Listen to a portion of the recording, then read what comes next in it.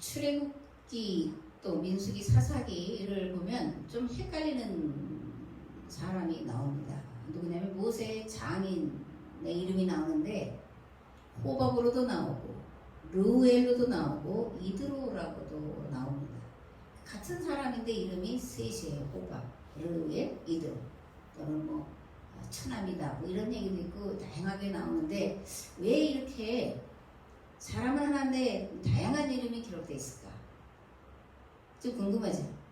그래서 어떤 사람들은 이 성경이 진실성이 없는 것처럼 그렇게 말하기도 하는데 이스라엘이 구약 성경을 수집하고 편집한 것이 바벨론 포로기 때예요.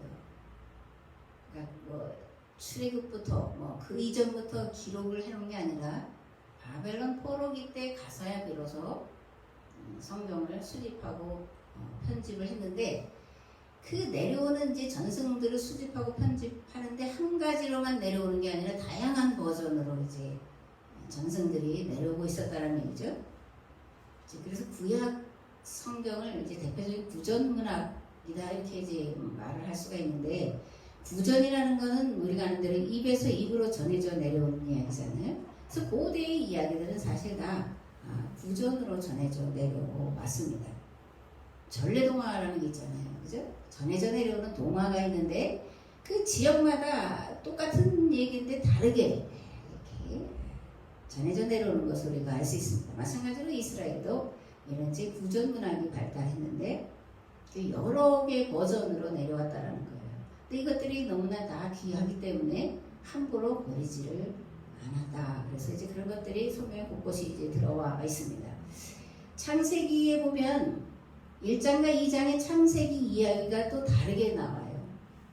이런 것도 처음 보는 사람도 뭐 이렇게 비판적으로 하려고 하는 사람들 보면 이게 뭐 똑같은 얘기가 아니고 다른 이야기로 창조의 이야기가 이렇게 돼 있으니까 이거 믿을 수 있는 얘기냐 뭐 이렇게 아주 진보신학자라고 하는 사람들이 많이 이렇게 따져 묻고 있는데 거듭말하지만 이거는 여러 개의 전승이 내려오고 있는 것 중에 이렇게 이제 두 가지가 창세기에 동시에 들어와 있다는 거예요.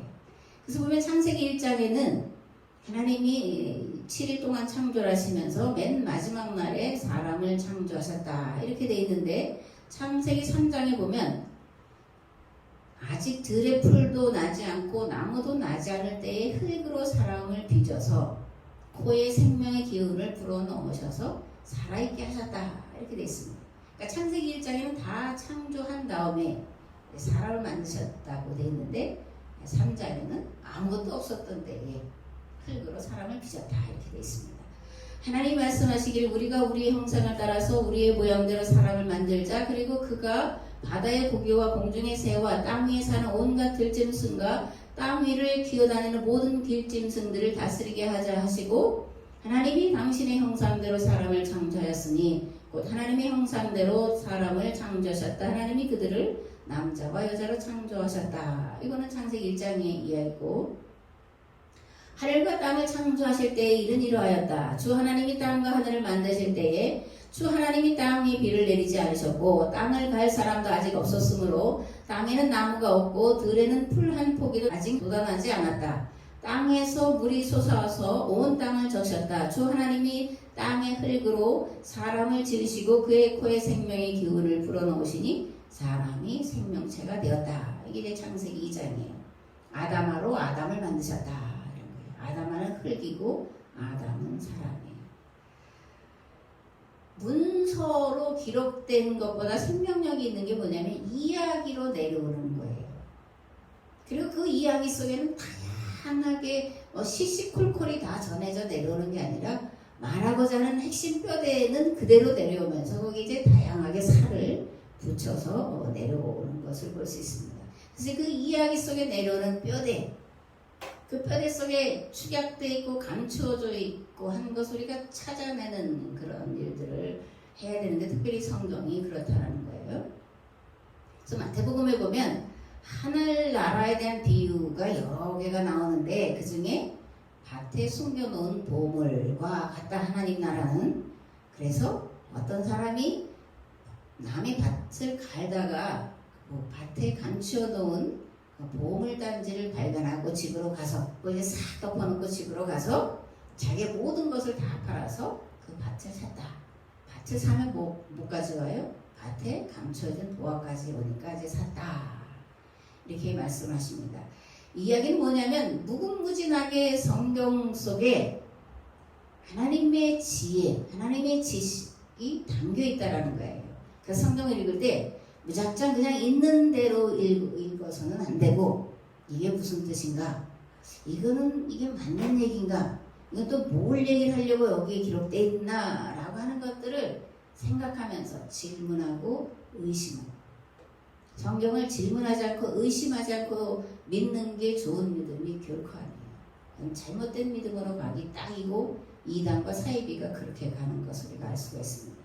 성경은 질문을 해야 돼요. 그리고 의문을 가져야 돼요. 그 의문이 맞냐 틀리느냐의 문제가 아니고 다양한 의문과 질문을 가지면서 성경을 읽을 때에 그 안에 감추어진 하나님의 지혜라는 건 무궁무진하잖아요. 그 지혜를 찾아낼 수 있기 때문에 우리가 성경을 읽을 때 이렇게 의심하고 질문하면서 읽으셔서 감추어진 진리를 찾아내는 즐거움이 있기를 바랍니다. 출애굽기 2장에 보면 모세는 하비루들을 해방시켜 자유하게 하려는 계획을 실행에 옮기다가 바로에게 들통이 났죠. 그래서 이제 미디안 광야로 도망을 칩니다. 미디안 광야로 도망을 쳐서 하루는 모세가 우물가에 앉아 있었는데 한 무리의 양떼를 몰고 오는 7 여자들을 만나게 돼요. 이 7명의 여자들은 누구냐면 미디안의 제사장 이드로의 딸 또는 호바, 르엘이라는 이제 이름을 가진 미디안 제사장의 딸이었어요. 그래서 모세는 이 여자들이 이제 우물에서 양떼에게 물 먹이는 일을 도와주게 됐고 그것을 계기로 이드로의 집에 머물게 되죠. 그래서 이드로는 이제 자기 첫째 딸 시보라를 아내로 주었고 모세는 그 이드로의 집에서 40년을 이제 살게 됩니다. 40년을 살면서 아들을 둘을 낳는데 첫째 아들의 이름은 게르솜이고 둘째 아들의 이름은 엘리에셀이에요. 출애굽기 18장에 보면 모세가 이제 애굽으로 다시 가서 이스라엘 백성들을 끌어낸 다음에 르비딤에 이르게 돼요.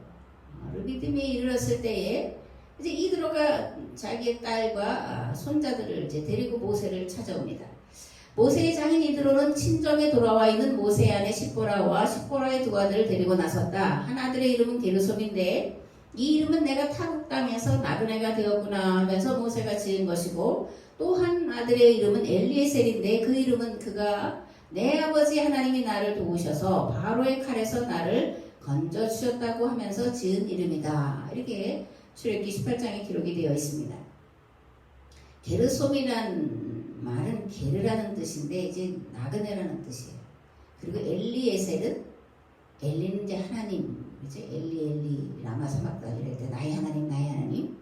나의 하나님은 돕는 분이시다 라는 뜻인데 모세는 아들 둘을 낳아놓고 이름을 이렇게 지었다라는 거예요. 게르솜, 내가 타국 땅에서 나그네가 되었다. 나그네야 이렇게 부르는 거예요. 아들 이름을 나그네야. 이건 평상시에 모세가 읍조렸다는 말이에요. 내가 타국 땅에서 나그네가 되었구나. 그래서 아들을 낳고 게르솜이다 이렇게 했다는 거죠. 자식의 이름을 나그네로 지어놓고 그 이름을 부를 때 모세의 심정은 어땠을까? 그 아들의 이름 속에 광야 생활의 애환이 담겨 있고, 그죠? 가족에 대한 그리움도 담아놓고 있습니다. 무엇보다 모세는 애굽 땅에서 나그네로 400년을 살아가고 있는 이들을 생각하며 그들이 겪고 있는 슬픔, 학대, 헤어날 길 없는 종살이의 서러움을 아들 이름에 담아놓고 있습니다.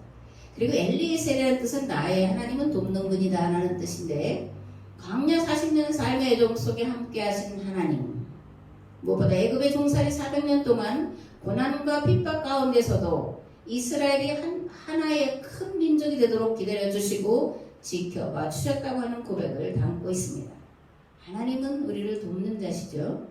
혹시 힘들고 어려운 일 가운데 처해 있다 하더라도 하나님의 신실하시고 진실하시고 도우시는 분이라는 것을 믿으시고 그런 어려움들을 이겨내시기를 우리 주님 예수 그리스도의 이름으로 축복합니다. 아멘. 1940년대에 발표된 유행가예요. 나그네 서름. 들어보셨는지 모르는데 여러분들 뭐 전혀 모르죠.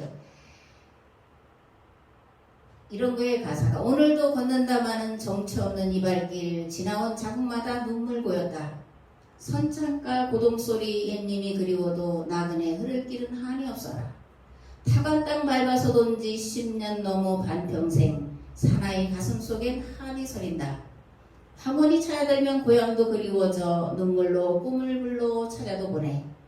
낯익은 거리가 많은 이곳보다 차가워라 차가워라. 가야 할 지평선에 태양도 없어. 새벽별 찬소리가 뼈골에 스미는데 어디로 흘러가랴 흘러갈 소냐. 유행가 가사지만 굉장히 시적인 그런 표현을 담고 있는데 이 노랫말은 1940년이잖아요. 우리가 일제의 침략 가운데 마지막 막바지 이제 태평양 전쟁이 일어나기 전 그 상황이면서 이제 많은 우리의 젊은이들 또 젊은 여자들 어린 아이들 끌려가는 그런 시대의 아픔, 두려움 그런 것을 이제 절절히 담아내고 있음을 보게 됩니다. 갈 곳 잃어 정처 없이 걷는 발걸음의 무게가 얼마나 무겁겠냐고요. 아무리 힘든 일을 해도 내가 일이 끝나면 돌아갈 집이 있다 그러면 사람은 기운을 내고 그죠? 힘을 내서 마무리하고는 집으로 돌아간다고. 근데 일이 끝나고 갈 곳이 없다. 그러면 그 마음이 어떻겠어요? 어디로 가야 될지 어디서 자야 될지 모르는 그 심정. 눈물로 걸은 반평생의 길에 서린 한과 절망과 두려움의 무게 얼마나 컸겠냐고요. 그죠? 일제 36년 동안 우리 민족이 당한 이 서름의 무게 짐작하기가 어렵죠. 근데 모세의 40년 나그네 길, 이스라엘의 400년 나그네 길도 마찬가지였다. 그런 생각이 들어서 옛날 노래인데 갑자기 생각이 나서 전했습니다. 호렙산 골짜기마다 양떼를 몰고 다니면서 모세는 자신에게 닥친 인생의 무게를 깊이 느끼고 있었습니다. 그런데 이보다 더 모세를 무겁게 짓누르는 것은 개인의 인생의 무게보다는 히브리인들에 대한 생각이었다라는 거예요.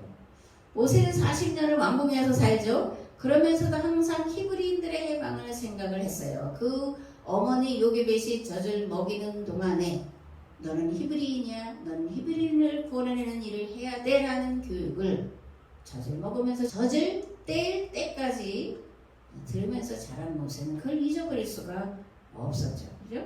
그래서 왕국에서 살면서도 끊임없이 히브리인들을 해방시켜야 되겠다. 내가 바로가 되면 히브리인들을 생각해서 그들을 해방시켜야 되겠다 그런 생각을 하고 살았다는 거예요. 근데 아직 바로가 되기 전에 그래도 애굽의 왕자로, 그죠? 이집트 왕자 그런 거 만화 영화 이런 것도 보셨잖아요. 애굽의 왕자로 막강한 그리고 바로의 후계자로 되면서 이제 내가 슬슬 이스라엘을 돌아볼 수 있겠다. 그렇게 생각을 하고 이 히브리인을 괴롭히는 사람을 이제 응징하는 일을 하는데 이게 한 사람을 죽여서 또는 두 사람을 죽여서 모세가 도망을 가는 게 아니라 모세의 계획이 노예들을 해방시키는 거라고 하는 것이 바로에게 들통이 났다라는 거예요. 그럼 그 체제가 완전히 전복되는 거기 때문에 바로가 이제 모세를 죽이려고 하고 그래서 미디안 광야로 도망을 간 거죠. 도망을 가서 모세는 그럼에도 더욱더 히브리인들에 대한 생각을 떨쳐버릴 수가 없었다는 거예요. 자신이 더군다나 나그네로 살다 보니까 이 히브리인들이 당하고 있는 고통과 슬픔이 실제가 됐다는 거예요. 왕궁에서 살 때는 실제가 됐다라기보다는 그 어머니의 교육 그리고 애굽 땅에서 종살이하는 사람들의 그런 아픔을 보면서 이제 느낀 거겠지만 미디안 광야로 가서 나그네의 삶을 자기가 살다 보니까 실제 생활이 돼서 더 심각하게 더 가슴 아프게 와닿았다. 그래서 호렙산을 드나들면서 어떻게 하면 이 히브리인들을 구원해낼까 그 방법을 찾았다라는 얘기입니다. 출애굽기 2장에 보면 이렇게 기록이 되어 있습니다. 세월이 많이 흘러서 이집트 왕이 죽었다. 이스라엘 자손이 그 고된 일 때문에 탄식하며 부르짖으니 고된 일 때문에 부르짖는 소리가 하나님께 이르렀다. 하나님이 그들의 탄식하는 소리를 들으시고 아브라함과 이삭과 야곱에게 세우신 언약을 기억하시고 이스라엘 자손의 종살이를 보시고 그들의 처지를 생각하셨다. 아멘. 세월이 많이 흘렀고 이집트 왕이 이제 죽었다는 거죠. 모세를 죽이려고 하던 그 왕이 죽었어요. 그게 한 40년이 갔다라는 얘기입니다. 그 40년 동안에 이스라엘 백성들을 향한 박해는 더욱더 심했고, 그래서 이스라엘 백성들이 하나님 앞에 부르짖었고 하나님이 그 부르짖음을 보시고 들으셨다라는 거예요. 이 이야기 속에 감추어져 있는 건 뭘까? 겉으로는 이제 하나님이 이스라엘 백성들의 부르짖음, 고통당하는 것을 보시고 들으셨다. 그래서 하나님만 보시고 들으신 것처럼 그렇게 기록이 되어 있지만, 이 이야기는 하나님만 보시고 들으셨다라는 얘기가 아니에요. 모세도 이스라엘 백성들의 탄식과 한숨을 들었고 그리고 알고 있었다라는 거예요. 하나님의 안타까운 마음, 히브리인들을 향한 안타까운 마음은 모세의 마음과도 동일한 거였다. 이런 것을 담고 있다는 거죠. 앞에 말씀드린 것을 제가 다시 한번 말씀을 드리겠습니다. 모세는 애굽에서 이스라엘 백성들이 당하는 고초를 잘 알고 있었습니다. 그래서 그것을 해결하고자 했죠. 그런데 그것이 들통나서 미디안으로 도망갔고 거기서 40년을 양을 치면서 이 하비루, 히브리인들의 문제 해결을 위해서 끊임없이 고민했다는 것입니다. 모세는 40년을 하루같이 시내 산을 양무리를 이끌고 오르내리면서 애굽에서 종살이하는 히브리인들을 자유케 하는 방법을 찾고 있었다는 얘기예요. 자식의 이름을 나그네로 지어놓고 자식의 이름을 부를 때마다 모세는 무거운 그리고 정말 탄식하는 그런 심정으로 이름을 부르고 히브리인들을 생각하고 있었다 그런 겁니다. 또 그런 모세를 묵묵히 바라보시는 여호와 하나님도 모세의 찢어지는 아픔보다 더한 아픔으로 바라보시고 들으시고 계셨다라는 거예요. 왜 하나님이 바라보시고 들으시고만 계셨을까? 모세라는 사람이 준비가 되는 시간이 있었기 때문에 그런 거죠. 그리고 본문은 하나님께서 히브리인들의 탄식과 부르짖음을 들으셨다는 것은 일단 모세의 탄식과 부르짖음을 들으셨다는 것을 말씀하고 있다는 거예요. 오늘도 하나님은 밤낮 부르짖는 택한 자들의 기도를 들으시고 보시고 아시고 반드시 그리고 속히 응답해 주시는 줄 믿습니다. 아멘. 누가복음 18장에 가보면 기도의 이제 모본이 되는 말씀이 기록이 되어 있어요. 예수님이 제자들에게 얘들아 항상 기도해야 돼. 그리고 낙심하지 말아야 돼. 왜냐면 기도해놓고 금방 응답이 안 되는 게 많잖아요. 히브리인들은 430년을 기도해 온 건데 430년 뒤에 그 말씀이 응답이 되는 거예요. 에레미야는 343년 동안 그 가문이 기도하는 것이 에레미야에게서 응답된 것을 우리가 볼 수가 있습니다. 그래서 예수님은 항상 기도하되 낙심하지 말아라 이렇게 말씀하시면서 비유로 이렇게 말씀하셨습니다. 어떤 동네에 하나님을 두려워하지도 않고 사람 무시하는 재판관이 있었는데 또 그 동네에 한 과부가 있었다는 거예요. 근데 이 과부가 재판관에게 가서 내 권한을 좀 풀어달라. 그렇게 계속 이제 간청을 했다는 거죠. 처음에 이 재판관은 하나님도 두려워하지 않고 사람을 무시하는 자이기 때문에 한낱 과부의 이야기를 뭘 들어주겠어요. 들은 척도 하지 않다가 하도 와서 문을 두드리고 탄원을 하고 하니까 귀찮아서 나 이제 저 여자의 저런 그 탄원이 아주 괴로워서 듣기가 괴로워서 들어줘야 되겠다. 이제 그렇게 생각을 하고 들어줬다라는 거예요. 님이 이렇게 말씀을 하셨습니다. 불의한 재판장이 말한 것을 들으라. 뭐라 그랬어요? 늘 와서 나를 괴롭게 하니까 내가 들어줘야 되겠다. 한 말을 들어라. 하물며 하나님께서 그 밤낮 부르짖는 택하신 자들의 원한을 풀어주지 아니하시겠느냐? 그들에게 오래 참으시겠느냐? 내가 너희에게 이르노니 속히 그 원한을 풀어주시리라. 그러나 인자가 올 때에 세상에서 믿음을 보겠느냐? 아멘. 낭망하지 말고 항상 기도해야 된다. 불의한 재판관도 들어주는데 하물며 하나님이 안 들어주시겠냐? 그런데 문제가 있다. 뭐예요? 인자가 세상에 올 때 세상에서 믿음을 보겠냐? 이렇게 말씀하시는 거예요. 우리 하나님은 하물며의 하나님이에요. 또는 아무려면의 하나님이에요. 아무려면 저 불의한 재판관도 과부의 그런 소원을 들어주는데 너희 하늘 하나님 아버지께서 안 들어주시겠냐. 속히 들어준다. 그런데 문제가 있다는 거잖아요. 믿음을 보겠느냐.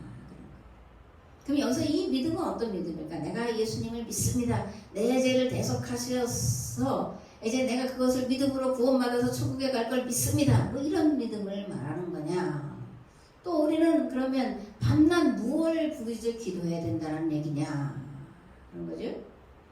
우리가 밤낮 부르짖어 기도할 제목은 하나님 나라가 이 땅에 이루어지는 거예요. 그리고 하나님은 반드시 교회에 우리의 하나님 나라가 이 땅에 이루어지도록 끊임없이 기도하는 그 기도에 응답하셔서 마침내 이 땅에 하나님 나라를 완성시키신다는 것을 믿는다는 거예요. 이게 근데 그렇게 쉽지가 않은 세월 우리가 살아가는데 어쨌든 하나님은 교회의 기도에 응답하심으로 역사를 이끌어 가시고 주관하신다는 것을 믿으심으로 우리가 늘 깨어있어서 특별히 이 시대를 생각하면서 기도해야 될 줄을 믿습니다. 세상 구원의 문제는 교회에 달려있기 때문에 그래요. 세상이 지금 교회를 보는 시각은 차갑고 냉랭하고 냉소적인데 그러나 세상 구원의 문제는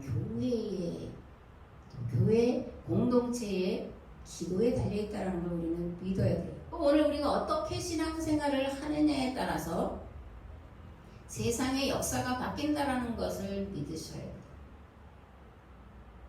만약 교회가 이 시대의 구원을 위해 기도하지 않는다면 세상은 멸망할 것이고 교회는 그에 대한 책임을 영원히 져야 된다는 것도 우리가 알아야 됩니다. 예수님의 십자가를 믿으면 대속의 은혜로 구원받아 천국 간다고 하는 심한 말일 것 같지만 속지 말아야 돼요. 속지 말아야 될 것이 이 예수님을 믿음으로 십자가의 대속을 믿음으로 구원의 확신이 있으면 세상에서 살다가 죽어서 천국 간다. 이 말 속에 마귀의 엄청난 괴계가 들어가 있다는 것을 우리가 알아야 돼요. 세상이 이 모양인 건 교회의 책임이에요. 세상이 멸망으로 가는 건 내 책임이에요. 이거 감당하지 못하는 영원한 멸망에 빠져간다는 걸 우리가 반드시 그리고 속히 알아야 될 줄을 믿습니다. 만약 교회가 이 시대의 구원을 위해 기도하지 않는다면 세상은 멸망할 거예요. 그리고 교회는 그에 대한 책임을 반드시 영원히 져야 된다는 것을 거듭거듭 말씀드리는데 기억을 하셔야 됩니다. 그래서 믿는다는 것, 구원받았다는 것은 양날의 검을 가지고 있는 거예요. 새 계약법을 따라 신실하고 충성되게 살아가면 세상을 구원할 뿐 아니라 영생은 거저주시는 것으로 받는 것이고, 근데 만일 그렇지 못하면 영원한 심판이 있다는 겁니다. 그러므로 두렵고 떨리는 마음으로 세상 구원을 이루어가는 교회 공동체가 되도록 내가 그러한 사람이 되도록 기도해야 될 줄 믿습니다. 아멘. 출애굽기 3장 1절에 12절 말씀 봉독을 하겠습니다. 모세가 그의 장인 미디안 제사장 이드로의 양떼를 치더니 그 떼를 광야 서쪽으로 인도하여 하나님의 산 호렙에 이르매 여호와의 사자가 떨기나무 가운데로부터 나오는 불꽃 안에서 그에게 나타나시니라. 그가 보니 떨기나무에 불이 붙었으나 그 떨기나무가 사라지지 아니하는지라. 이에 모세가 이르되 내가 돌이켜 가서 이 큰 광경을 보리라. 떨기나무가 어찌하여 타지 아니하는고 하니 그때 여호와께서 그가 보려고 돌이켜오는 것을 보신지라. 하나님이 떨기나무 가운데서 그를 불러 이르시되 모세야 모세야 하시매 그가 이르되 내가 여기 있나이다. 하나님이 이르시되 이리로 가까이 오지 말라. 네가 선 곳은 거룩한 땅이니 네 발에서 신을 벗으라. 또 이르시되 나는 네 조상의 하나님이니 아브라함의 하나님 이삭의 하나님 야곱의 하나님이니라. 모세가 하나님 배웠기를 두려워하여 얼굴을 가리매 여호와께서 이르시되 내가 애굽에 있는 내 백성의 고통을 분명히 보고 그들이 그들의 감독자로 말미암아 부르짖음을 듣고 그 근심을 알고 내가 내려가서 그들을 애굽인의 손에서 건져내고 그들을 그 땅에서 인도하여 아름답고 광대한 땅 젖과 꿀이 흐르는 땅 곧 가나안 족속 헷 족속 아모리 족속 브리스 족속 히위 족속 여부스 족속의 지방에 데려가려 하노라. 이제 가라. 이스라엘 자손의 부르짖음이 내게 달하고 애굽 사람이 그들을 괴롭히는 학대도 내가 보았으니 이제 내가 너를 바로에게 보내어 너에게 내 백성 이스라엘 자손을 애굽에서 인도하여 내게 하리라. 모세가 하나님께 아뢰되 내가 누구에게 바로에게 가며 이스라엘 자손을 애굽에서 인도하여 내리까? 하나님이 이르시되 내가 반드시 너와 함께 있으리라. 네가 그 백성을 애굽에서 인도하여 낸 후에 너희가 이 산에서 하나님을 섬기리니 이것이 내가 너를 보낸 증거니라. 아멘. 4절에 보면 모세가 꺼지지 않는 떨기나무 불꽃을 보려고 가던 길을 이제 돌이키죠. 그런 모세의 모습을 보시고 하나님이 떨기나무 불꽃 가운데서 이제 부르십니다. 모세야 모세야 그랬더니 예 제가 여기 있습니다. 그러니까 하나님이 뭐라 그래요? 이리로 가까이 오지 말라. 내가 선 곳은 거룩한 땅이니 너는 신을 벗어라. 이렇게 말씀합니다. 하나님은 왜 호렙산 가시나무 불꽃 가운데서 모세를 부르셨을까? 그래서 왜 하필 그때에? 그런 질문을 우리가 할 수가 있습니다. 호렙산은 모세가 40년 동안 고민하던 현장이었다 그렇게 말씀을 드렸습니다. 히브리인들을 어떻게 구원해낼까 그 방법을 찾던 장소가 호렙산입니다. 호렙산, 시내산 이제 같은 산 이름입니다. 하나님은 모세의 눈물과 단식, 기도와 부르짖음이 처처에 서린 그곳으로 찾아가셔서 기다리고 계셨다는 거죠. 그리고 왜 그때일까? 모세의 40년 한이 극에 달했기 때문에 라는 거예요. 10절에 내가 너를 애굽의 바로에게 보내겠다라고 말씀하시는데 또 왜 모세를 애굽에 보내시겠다는 것이냐? 왜 이때에 그저 모세를 애굽에 바로에게 보내시겠다는 거냐? 모세의 마음이 하나님의 마음과 일치되어 있었기 때문에 그렇고 모세가 히브리인들을 구원해낼 방법 40년 동안 찾은 방법이 하나님의 방법과 일치했기 때문이라는 거예요. 모세는 40년 동안 사실 애굽에서 바로의 공주의 아들 바로가 될 그런 교육을 받으면서 자기에게 주어진 힘과 권한으로 히브리인들을 구원해내려고 했던 사람이에요. 근데 그게 들통이 났다 그랬죠. 그래서 미디안 광야로 도망가서 자기가 자기의 힘으로 이스라엘 백성들을 구원해내려던 모든 생각들을 다 내려놓는 과정이 40년 과정이었다는 거예요. 하나님의 일은 하나님의 방법대로 해야 돼요. 하나님의 일을 내 방법대로 해서는 안 됩니다. 내 생각대로 해서는 안 되는 거예요. 그게 된 것처럼 보여도 끝내 열매는 아름답지 않습니다. 그래서 40년 동안 모세는 내 힘, 내 방법, 내 계획으로 이스라엘을 끌어내려고 했던 것들을 다 비워내는 그리고 하나님의 방법으로 채워가는 그런 과정들을 살아냈다 그거예요. 거듭말하지만 하나님의 일은 하나님의 방법대로 해야 돼요. 방법이 틀리면 잘못된 거예요. 요즘에 이제 사회주의 뭐 이런 얘기 많이 하잖아요. 사회주의가 추구하는 것이 모든 사람들이 평등한 거예요. 근데 방법은 잘못된 거예요. 방법은 가진 자의 것을 억지로 뺏어다가 나눠주는 홍길동 같은 일들을 하는 건데 그건 잘못된 거예요.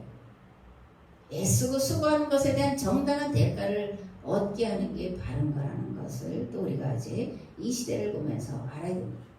하나님의 생각과 하나님의 방법과 모세가 일치에 이르는 그 시점에 그 자리에 하나님은 와서 기다리셨다가 불러주시고 만나주셨다는 겁니다. 마지막으로 너희가 이 산에서 하나님을 섬기리라. 이것이 내가 너를 보낸 증거다. 이렇게 말씀하셔요. 그래서 모세는 이스라엘 백성들을 이끌고 어디로 가는 거예요? 호렙산으로 가는 거예요. 미디안 광야에 있는 호렙산으로 가는 거예요. 근데 이 호렙산은 가나안으로 가는 길과 정반대의 길이에요. 우리가 이제 출애굽기를 보고 민수기를 보면 뭐 12명의 정탐꾼들이 이야기한 것을 이제 뭐 10명이 뭐 반대하고 뭐 불평하고 그래서 40년 광야를 하나님 땡땡이 시켰다 그렇게 그동안은 이해했는데 우리 하나님 그런 속적은 하나님이 아니에요. 그리고 분명히 말씀하는데 내가 너를 보낸 증거가 뭐냐? 네가 내 백성 이스라엘을 이끌고 이 산에 와서 계약을 맺는 것으로 내가 너에게 증거를 삼겠다 이렇게 말씀하시는 거예요. 그래서 모세는 호렙산으로 이스라엘 백성들을 인도하고 있습니다. 그 산을 거룩한 산, 하나님의 산이라 이렇게 부르는 건데 왜 하나님의 산 또는 거룩한 산이라고 호렙산을 부르는가? 하나님이 세상을 구원할 계약을 맺으시는 자리이기 때문에 거룩한 산이고 하나님의 산이고 모세가 그 방법을 찾던 산이기 때문에 거룩한 산 또는 하나님의 산이다 이렇게 부른다는 겁니다. 하나님은 모세가 미디안 광야에서 40년 동안 나그네로 살면서 나그네 길 400년의 이스라엘이 당하는 고통을 온몸으로 느끼며 그 문제 해결을 위해 고민하는 것을 들으셨고 보셨고 마침내 응답하셨다는 증거로 시내산에서 계약을 맺으시겠다는 거예요. 우리가 여기서 알아야 될 것이 있습니다. 하나님을 내가 만날 수 있냐, 찾아가서 만날 수 있는 분이냐 아니냐라는 거예요. 우리는 또는 지금까지는 내가 하나님을 찾으면 만날 수 있는 분이라고 생각을 했어요. 그러나 하나님은 내가 찾아서 만나지는 분이 아니에요. 하나님은 나를 찾아오시는 거예요. 하나님은 나를 찾아오실 때 내가 하나님을 만나 뵐 수가 있는 거예요. 다만 우리는 하나님 앞에서 나는 죄인입니다. 나는 아버지의 아들이 아니라 품꾼의 하나로라도 받아주시면 감사하겠습니다. 나는 죄인 중에 괴수입니다. 라는 고백을 하며 나에게 주어진 삶의 자리에서 지극히 작은 일일지라도 충성을 다할 때에 하나님이 그를 찾아오십니다. 하나님 우리의 삶의 현장에 먼저 찾아오시고 기다려주시고 만나주시는 분이십니다. 우리는 그때를 감히 바랄 것이 아니라 묵묵히 자신에게 주어진 삶의 자리에서 충성과 진실한 삶의 예배를 드릴 뿐이에요. 지극히 작은 일에 충성을 다할 뿐입니다. 하나님 우리가 치열하게 살아가는 삶의 현장으로 찾아오셔서 우리의 기도에 귀 기울이시고 우리의 눈물과 탄식을 보시고 그 기도에 응답을 해주시는 분이시라는 것을 우리가 알아야 됩니다. 아멘. 여러분에게 하나님이 찾아오실 수 있는 산은 있는가? 모세에게 40년 호렙산이 있었던 것처럼 오늘 나를 찾아오실 만한 그런 산은 준비되어 있는가? 그럼 그 산은 어떻게 준비되는가? 지금 내가 어려움을 당하고 있다면, 지금 내가 억울한 일을 당하고 있다면 그 자리가 하나님이 찾아오실 수 있는 산이라는 거예요. 산이 된다라는 거예요. 하나님이 찾아오실 수 있는 산이 되게 하신다는 거예요. 무엇보다도 지금 이 시대의 문제를 놓고 눈물로 기도하는 자리, 그것이 하나님이 찾아오시는 산이에요. 세계화 공동체인 교회가 자멸로 빠져들고 있는 이 세상에 뜻이 하늘에서와 같이 지금 이 땅에서 속히 이루어지길 끊임없이 기도하는 그런 거룩한 산이 되어야 할 줄을 믿습니다. 나는 여호와이다. 불쌍한 이들을 한없이 측은히 여기며 가난한 이들을 바라보면 가슴 아파 견디지 못하는 하나님이다. 어지간해서는 화를 내지 않고 한결같은 사랑으로 사랑하고 진실이 흘러넘치는 하나님이다. 아멘.